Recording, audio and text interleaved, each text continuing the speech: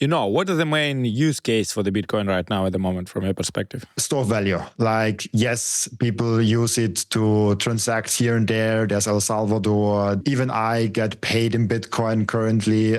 Most of my income, actually, I sometimes pay people in Bitcoin. I have restaurants here in Vienna where I can pay burgers in Bitcoin. So yes, medium of exchange exists for Bitcoin, but the main use case, like 99.999% of all Bitcoiners use it to save financial energy. That's the main use case. And that's why Bitcoin is valuable. Bitcoin is not valuable because you can send it around. Otherwise, fiat would be very valuable, but it's not. It's devaluing all the time. The value and the growth of Bitcoin, especially the Bitcoin price, comes from it being a store of value because people love the aspect of like nobody can manipulate the supply. Nobody can take your money away. I talked with so many people on my podcast that got thrown out of their bank account. They had a business account, they had a personal account, savings account, 2-3 different banks, and they got kicked out and rejected of that fiat system at one day because they got one transaction in their bank account. All of a sudden it got flagged and 2 different bank accounts got all of a sudden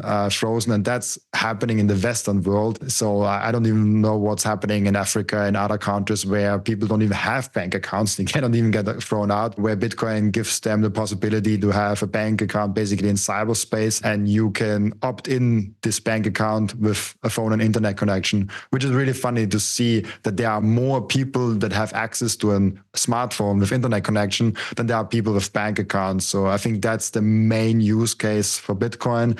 Also like the transaction that you can send around the world, but then there's also stablecoins that kind of can facilitate that. So the main use case is that nobody can manipulate this supply, and that's the main use case. And all the other things with layer 2 and lightning and liquid and Fedimints, this is right now a nice to have and might be really crucial and essential in 10, 20, 50 years from now. Do you use any stable coins on a daily basis? Because for me, it sounds strange that you receive payments in the Bitcoin or you pay employee in the Bitcoin. Because for me, I use stable coins mostly, not the Bitcoin. I use Bitcoin directly because it's just like I have a Bitcoin business. I like saving in Bitcoin, and every time I have to transact in USDC or USD, and I have to then convert it or go through some exchange, or like there's always something going on. And if I save in Bitcoin, the best way is directly getting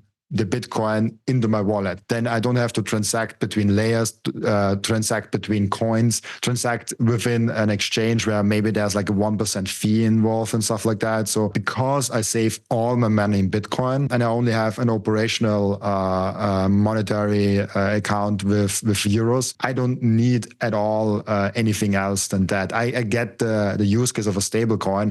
But for me, it makes most sense to get it directly native in the token that I will also then save in. So then I don't have to switch around between things and can save on the transaction fees and brokerage fees and stuff like that. What is your expectations about Bitcoin at the moment? Or maybe the second one, what did you learn from all these podcasts during the last 14 months? That's an amazing question, because like the learnings from the podcast, if you can imagine 400 different people talking about one single topic, it's not crypto, it's not finance, it's just Bitcoin. You learn a lot about Bitcoin. You learn a lot about where Bitcoin might go. You learn a lot about how do you secure Bitcoin properly. You learn where Bitcoin is coming from, where it is right now, and where kind of Bitcoin will lead the way in the future, what impact Bitcoin might have on society down the road if Bitcoin is successful, if Bitcoin fulfills its theory.